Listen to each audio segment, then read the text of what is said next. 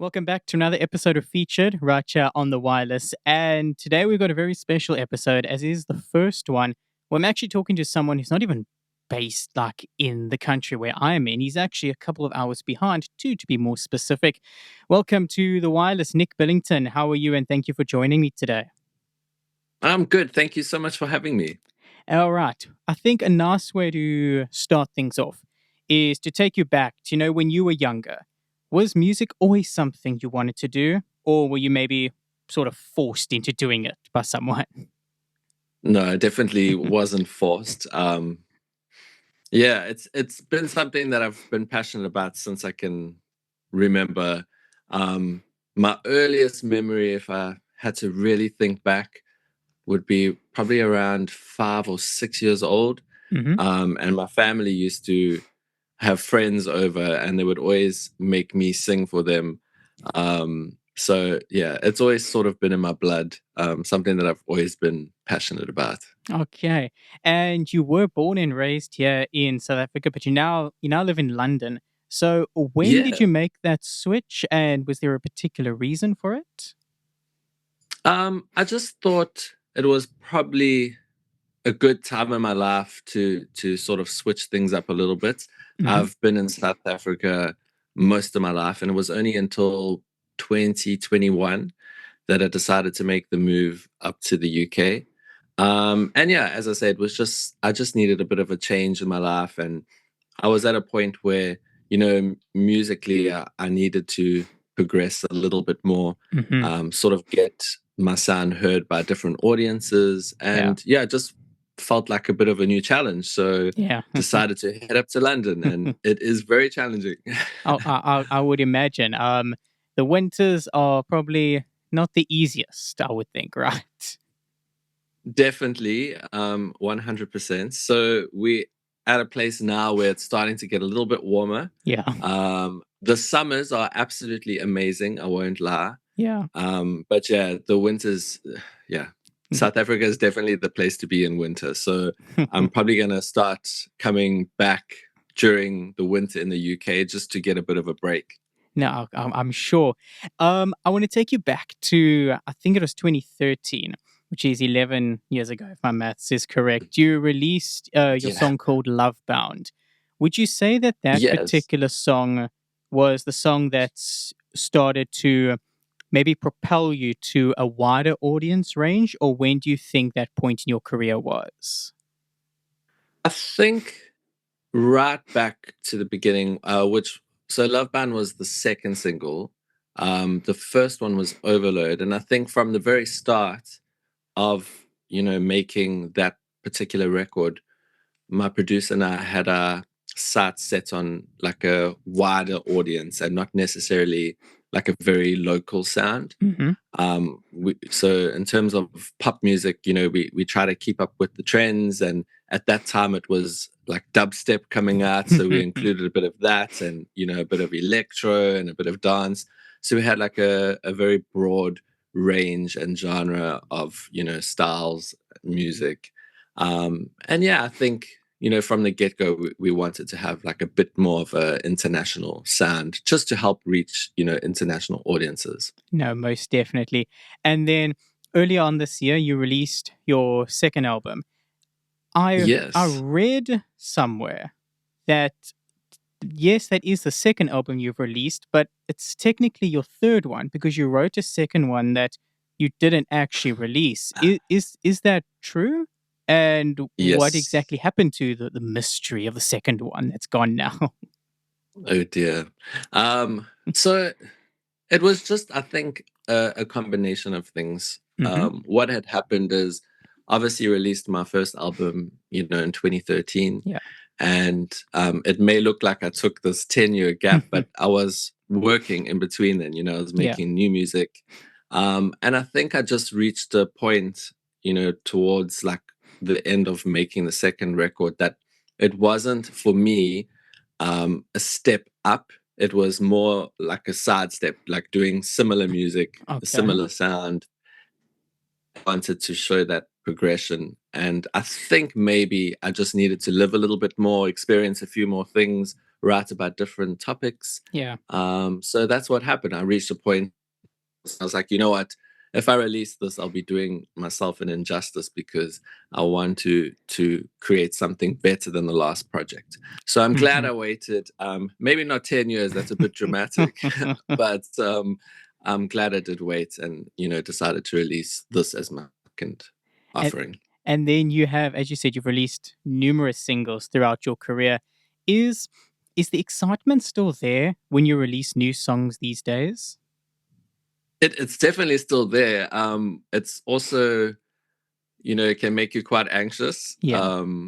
So a lot of people are like, "Oh, happy release day! You must be so happy." In the meantime, I'm like sitting there like a nervous wreck because you obviously want the stuff to do well, Yeah. and you want as many people to hear it. And these days, like a release it's totally different to back in the day where my first offering. It's all about radios and publicity, people pushing it. Now it's like just social media. Yeah. So yeah, it's the excitement's definitely still there. It's just different excitement. I see, yes.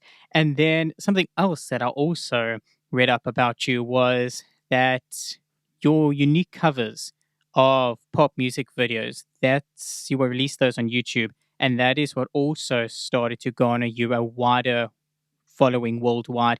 And then also I read at the end of 2008, Britney Spears, she herself featured one of your covers on her website.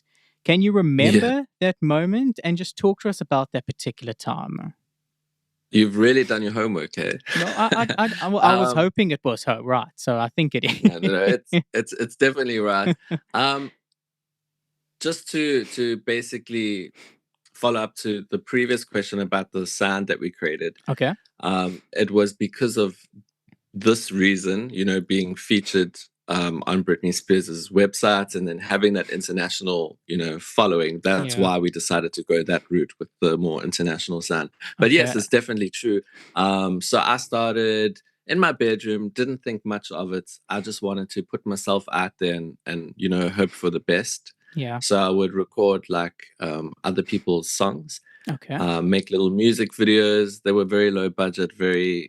If I had to watch it now, I would cringe immensely. It's bad, but at the time, YouTube was still up and coming. Like it was the thing to do. Yeah. And one of the days, I just logged on, and I remember seeing my one cover, which was "Give Me More" of Britney Spears. Okay. Had like 100,000 views overnight, and Okay. I thought that's a bit weird. And then I eventually found out that she featured it on her website. Okay.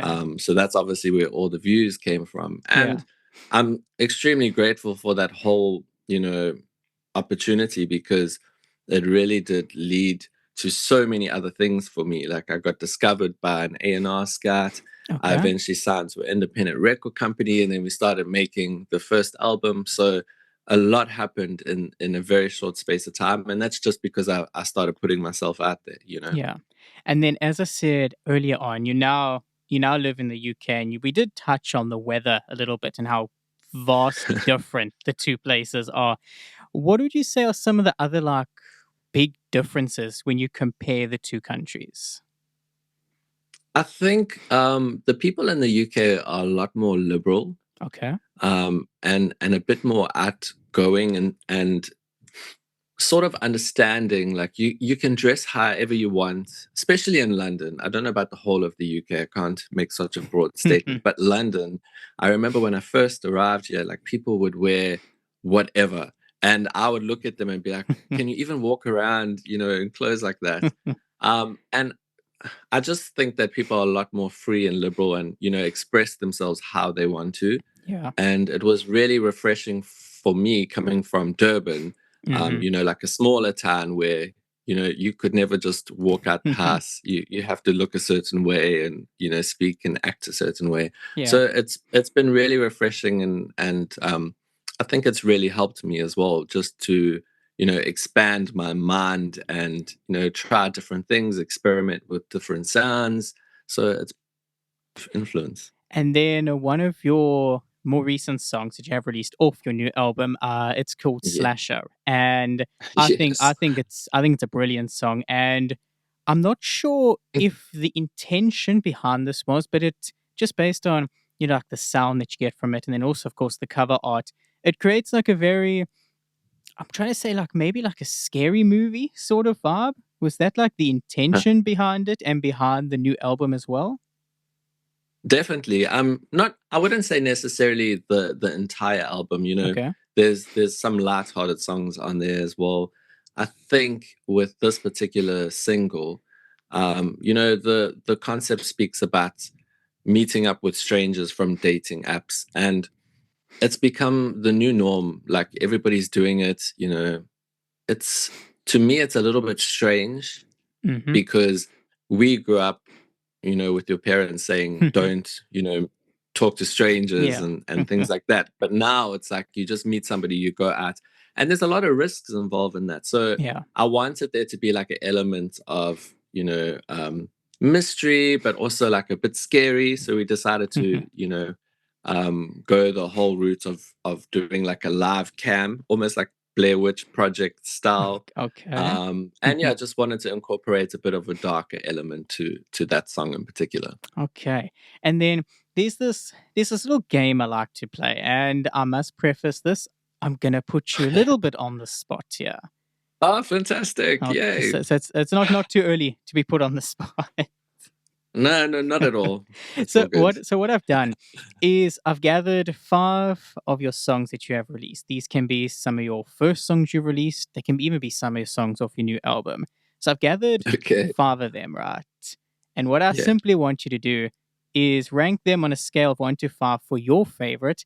However, it's going to be blindly. So you're not going to know which one comes next. And once a song goes in a spot, it's stuck there. It can't be moved.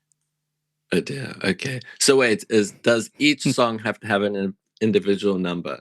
Or Yes. can I just rate like So it's can going to be on a can scale four of of them one be to a three? five. I'll say a particular Okay. song, and you say, I like that one. Let's put it at number 2. Okay, okay. Fantastic. All All right. right. I got It it. is quite a popular trend on TikTok. I'm not TikTok savvy yet. So if you've maybe it's out there. So you might have seen 1 or 2 videos of like this before. Okay, this is scary. I'm nervous now. So the first one that I've chosen for you is Homesick. Is 1 good and 5 bad? Yes, one is, Well, well, well, not lower. good or bad, but more your favorite. So 1 being your Okay, most so favorite, and 5 being you still love it, but not but your not favorite. Yeah. okay. I'd put Homesick at 1. So now, okay, so there's number 1 already sorted. So Homesick number 1. Our next one, and it's one of your new songs of your new album, and it's the cover, White Wedding. White Wedding, I'd put at. Oh, this is hard. 5. All right, so we got Yeah. Homesick is at number 1, White Wedding at 5. I want to go back now, a long time ago, Love Bound. Where's that particular song going to go?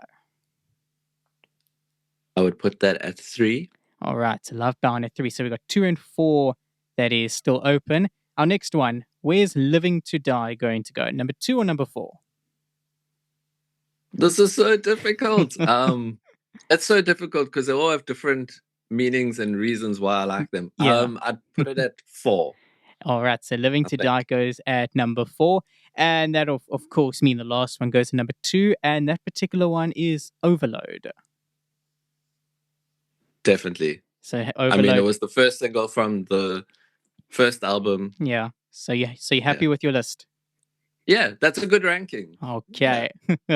I also Worked just want out fine. I I also just wanna just take a pause from the music, because you're not only a musician, singer, songwriter, you also are a model. Am I correct in saying? I mean, I wouldn't consider myself a model, but I've done it in the past. And there's always like opportunities that, Yeah. I take part and I do, but yeah, I wouldn't really say I'm a model. All Yeah. right. But so have you maybe entered like a competition in the past that you're able to chat to us about? What modeling competitions? Yes. No, not really. I think the closest thing I've ever got to something like that was in 2013 I opened up for Mr. South Africa, Okay. but that wasn't like the modeling aspect, that was the singing aspect. So Mm-hmm. um yeah, I think with the whole modeling thing, I just take whatever projects come to me Mm-hmm. that I feel would be fun. Yeah. Like I've done like a few underwear, shoots and swimwear stuff. Yeah. And I think, doing things that you really love and bring you joy is really important. And that's one of the things, you get to be outdoors or in weird situations and scenarios, and really, really magical. No, definitely, yes. And then I want to talk about your new album now, Dark Horse. Comparing your Yes. two albums that you have released, what would you say has been the biggest change for you comparing to when you released your first album and now when you released your next one? Sure, there is a lot. Okay. I think one of the main things is maybe the subject matter. Okay. The stuff that I'm speaking about is a lot more personal. Hmm. It's a lot deeper than the first record. And yeah, I think that just comes with growth. And, like we discussed earlier, it's been 10 years since the first one. So Yeah. the obvious things apart from the subject matter would be the actual sound. Like if you compare the different albums, they're vastly different. Yeah. And that's just because, over the years, your styles change and you're constantly like experimenting with different sounds, and you listen to different things and Yeah. you're inspired by different things. And I think with this album, I really wanted it to sound almost like a soundtrack to um, a TV show, like a Netflix show or Okay. something like that. And remember being on the hunt for producers and actually found Paul Gala online. Okay. And he was one of the producers for Riverdale. So when I discovered that, I was like, this is the guy that's going to help me bring, my vision to Oh, life. yes. Okay. No, Yeah. that's fascinating. Yeah. And then social media. Where can we find you there and where can we stream your music? Sure. Well, I'm all over social media. I mean, it's been my thing from the start of my career. So I'm mainly on Instagram, so it's just at Nic Billington. Otherwise, you can check out my music videos on YouTube. I'm on TikTok, Facebook, everything at Nic Billington. Okay. And then before I let you go, is there anything else you would like to mention or chat about that we've not yet covered today? Yeah, I think just maybe that the video aspect, and a lot of people don't actually know that I, produce film, sometimes edit and direct my own video productions. So, Okay. if you it's a great passion of mine. So obviously if it's something, you enjoy, like the whole visual aspects, make sure you check out my videos on YouTube. Okay. Well, thank you very much for taking some time out today to chat to us right here on Featured on the Wireless. Oh, well, thank you so much for having me. I actually really love these questions. They were really cool. Thank you. And they were all true, right? I wasn't like bamboozled by some websites. No. Your research was spot on. Okay, no, that's good. I'm gonna take that. I'm gonna clip it so I can show my teachers when my assignments I submit. Fantastic. Thank you very much once again for coming on to chat to us, and we'll definitely catch up soon for sure. And I wish you nothing but the best for your new album. Oh, thank you so much. Appreciate it. That's only a pleasure.